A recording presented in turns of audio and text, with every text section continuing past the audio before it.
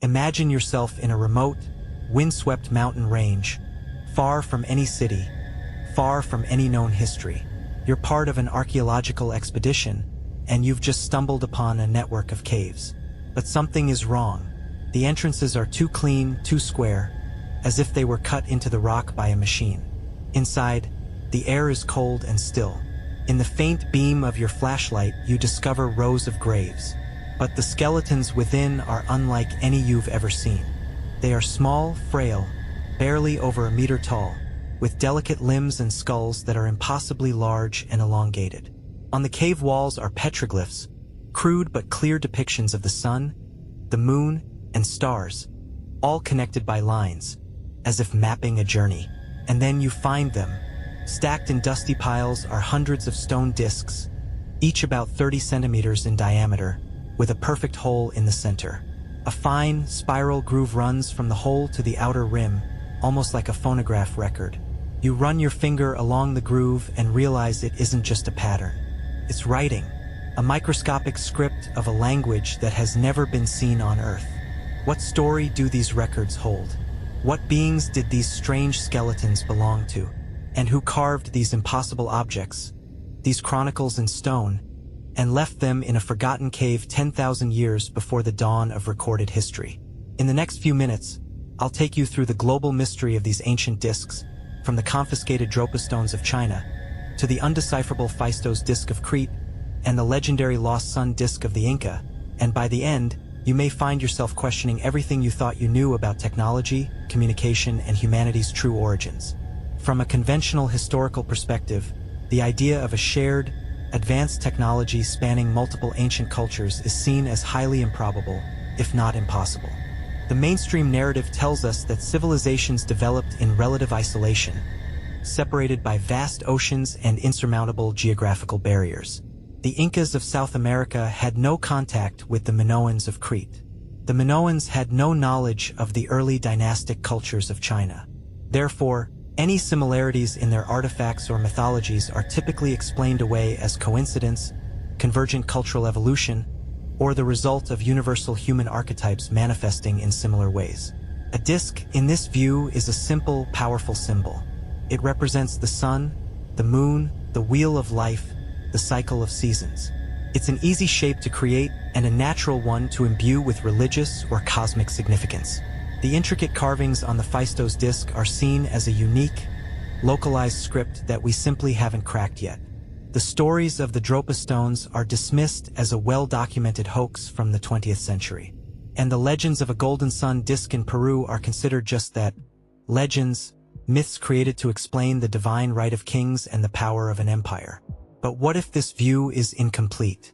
What if the dismissal of these objects as mere symbols or isolated hoaxes is a profound misreading of the evidence? What if these discs are not just symbolic but functional? What if they are not the product of isolated cultures, but the scattered remnants of a single, coherent system of technology? A technology that was gifted, left behind, or perhaps even salvaged from a catastrophe that predates our known history. The question then becomes not if these cultures could have communicated, but what common source they all drew from. When we strip away modern interpretations and listen to the stories our ancestors told, a stunningly consistent pattern emerges. These tales, separated by millennia and entire oceans, don't speak of discs as mere symbols. They speak of them as objects of power, as gifts from the sky, as literal communication devices to connect with creators who were not of this world. In the remote mountains of Biancarala, China, the microscopic script on the Dropa stones allegedly told the story of a spacecraft from a distant star system that crashed. The survivors, the Dropa, were unable to repair their ship and were forced to adapt to a hostile new world. In ancient Babylon, the tablet of Shamash depicts the sun god, a giant being, granting power to humanity through a celestial disk held by ropes from the heavens. The text explicitly states the disk was placed there to be worshipped in place of the god, acting as a direct point of access, a technological interface with the divine. Far across the Atlantic, the genesis of the entire Inca Empire is tied to a disk. The legend states that the future ruler, Pachacuti, saw a mirrored disk fall from the sky into a spring. When he retrieved it, an entity appeared within it, identified as the creator god Viracocha, who promised him victory and empire. Pachacuti kept this mirror his entire life, consulting it for guidance, transforming his small kingdom into a sprawling civilization that stretched 4,000 kilometers along the coast of South America. The Minoans of Crete, whose mysterious Phaistos disk has baffled experts for over a century, told stories of knowledge being handed down to them by the sons of the heavens. In every case, the narrative is the same. The disk is not a human invention. It is an artifact of celestial origin, a conduit to otherworldly power and knowledge. These are not disconnected myths. They are harmonized accounts describing the same phenomenon: the arrival of advanced technology in the form of a disk, delivered by beings from the sky, which fundamentally altered the course of human civilization. If these stories are echoes of a real event, what physical evidence remains of this incredible technology? The trail of physical evidence is just as compelling and globally interconnected as the myths. It begins in 1938, in those machine-cut caves in the Bayan Har Mountains of China. The initial expedition, led by archaeologist Chi Puti from Peking University, didn't just find disks. They found the graves of the beings who allegedly created them. The discovery of 716 of these stone records, later called the Dropa stones, was a profound anomaly. Dated to roughly 10,000 BC based on the skeletal remains, each disc possessed a fine spiral groove containing microscopic hieroglyphs. For over 2 decades, their meaning was a complete mystery. It wasn't until the early 1960s that a scholar, Dr. Tsumam Nui, claimed to have deciphered a portion of the script. The story he revealed was the one echoed in the local legends, a tale of stranded space travelers. But the academic world was not ready. The Chinese Academy of Sciences forbade him from publishing his findings. When the story eventually leaked to the West, it was derided as science fiction. Shortly after, the Chinese government allegedly confiscated every single one of the 716 discs. They vanished from public view, and their very existence was officially dismissed as an elaborate fabrication. Then, travel halfway across the world to the island of Crete in 1908. In the ruins of a 4,000-year-old Minoan palace at Phaistos, Italian archaeologist Luigi Pernier unearths a single, beautiful disc of fired clay. Unlike the Dropa stones, this disc is covered in 241 distinct symbols arranged in a spiral.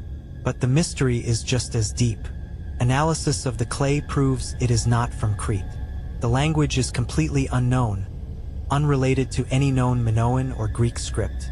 In over a century, despite dozens of attempts by the world's best linguists, it remains undeciphered, with one tantalizing exception. In 2008, a team from Oxford University managed to translate a single recurring phrase, the Great Lady, or the Goddess Mother of the Beyond.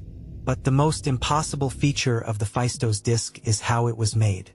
The symbols are too perfect, too uniform to be inscribed by hand. Scholars agree they were pressed into the soft clay using pre-made stamps. In other words, the disc was created using movable type.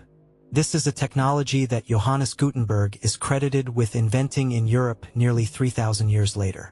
How did a mysterious, non-Minoan culture possess printing technology in the 17th century BC? The pattern continues in the highlands of Peru, near the shores of Lake Titicaca. Carved into a sheer rock face is a massive monument known locally as the Puerta de Hayu Marca, or the Gate of the Gods. It is a giant, 7-meter-tall carving shaped like a door, with a smaller, T-shaped alcove at its base. Local legends, passed down for generations, describe this not as a carving, but as a functional portal used by the gods to travel between worlds. And what was the key to this portal? A golden disc. The legends state that the first Inca priest king, Amaru Meru, possessed a golden disc that, when placed into a small circular depression within the rock door, would activate the gateway, causing it to shimmer and open. Archaeologists have confirmed the existence of this perfectly circular depression, exactly as the legends describe. Here we have 3 distinct sites, 3 different cultures, separated by vast distances in time and space. Yet the core elements are identical: a disc-shaped object, an association with otherworldly beings, and a function that transcends simple symbolism information storage in China, advanced manufacturing in Crete, and a key to a dimensional portal in Peru. What do you think? Is this convergence too precise to be coincidence? Drop your take in the comments below. The physical evidence extends beyond just the artifacts themselves. In the case of the Dropa, it may lie in the realm of genetics. The original 1938 report detailed the discovery of small, frail skeletons with abnormally large skulls. While the skeletons vanished along with the discs, the story found a strange and compelling echo in 1995. Reports emerged from the Sichuan province, near the Bayanhar region, of a village of people whose physical characteristics were strikingly similar to the descriptions of the Dropa. The tallest adult in this village measured just 1 meter and 16 centimeters. Could this isolated population be the living descendants of the ancient beings described in the texts? A genetic link would provide startling confirmation of the entire story. But it is the scientific analysis of the Dropa stones themselves, conducted before their disappearance, that offers the most provocative evidence. A 1960s article in the Soviet magazine Sputnik detailed research conducted by Russian scientists who were granted temporary access to the discs. Their analysis revealed the stones were composed of a hard granite containing unusually high concentrations of cobalt, iron, and nickel. But the truly shocking discovery came when they placed one of the discs on a turntable and rotated it. As it spun, a sensitive oscillograph detected a distinct, rhythmic vibration or hum. The scientists concluded the discs emitted an electromagnetic signal when rotated, as if they were part of some complex electrical circuit. They were, in effect, generating a current. An ancient, 12,000-year-old stone record, found in a cave with bizarre skeletons, was behaving like a piece of modern electronic hardware. But the story doesn't stop with ancient artifacts and strange electrical signals. Stay with me, because what modern space exploration and a mysterious crop circle have revealed about these disks might be the most chilling evidence of all. To understand the potential function of these ancient disks, we need only look at what we, as a civilization, have done in the modern age. In 1977, NASA launched the Voyager 1 and Voyager 2 space probes on a grand tour of the solar system and beyond. Bolted to the side of each spacecraft is a golden phonograph record. These golden records are time capsules, intended to communicate the story of our world to any extraterrestrial civilization that might one day encounter them. They contain 115 images, sounds from nature, music from various cultures, and greetings in 55 languages. The cover of the record is etched with diagrams explaining our location in the galaxy relative to 14 pulsars, and instructions on how to build a player and reproduce the information stored on the disk. We encoded a message on a circular platter and launched it into deep space, hoping an alien intelligence would find it and understand who we are. Is it not profoundly logical, then, to consider that a more advanced civilization might have done the exact same thing to us thousands of years ago? The spiral groove on the Dropa stones, holding microscopic script, is conceptually identical to the groove on our golden records. The idea of information storage on a durable, circular medium is not a human invention of the 20th century. It may be a universal technological standard. But what if the messages are not all friendly greetings? What if some are warnings? On August 15, 2002, a stunningly complex and disturbing image appeared overnight in a wheat field near Winchester, England. The crop circle depicted the face of a classic gray alien. Next to it was a large circular disc. At first, it seemed like just another intricate piece of field art. But researchers soon realized the patterns within the disc were not random. They formed a perfect spiral of binary code, the language of modern computers. When computer programmers translated the code, they uncovered a chilling message. It read, "Beware the bearers of false gifts and their broken promises. Much pain but still time. There is good out there. We oppose deception. Conduit closing." The message was a direct warning, delivered on a disc, held by an alien. Was the warning about the gray alien holding it? Or was the disc itself the warning, a message from a different faction, the good out there, cautioning humanity against a deceptive alien influence? This event introduces a darker, more complex layer to the global disc mystery. These objects may not just be historical records or benign encyclopedias. They could be instruments in a cosmic struggle, containing information vital to our future, and perhaps even warnings about who to trust. This is where the story takes a turn most people never hear about. If you've made it this far, you know we've gone past simple coincidence. Share this video with someone who needs to see this pattern for themselves. The evidence now compels us to look beyond the idea of disks as simple information storage devices, like ancient hard drives. What if their function is far more profound, operating on the level of consciousness itself? In 1934, a mining engineer named Guy Ballard published a book detailing a strange encounter he claimed to have had deep within the Grand Teton Mountains of Wyoming. Ballard wrote that he was met by an ascended master, what we might today call an extraterrestrial, who led him into a secret chamber inside the mountain.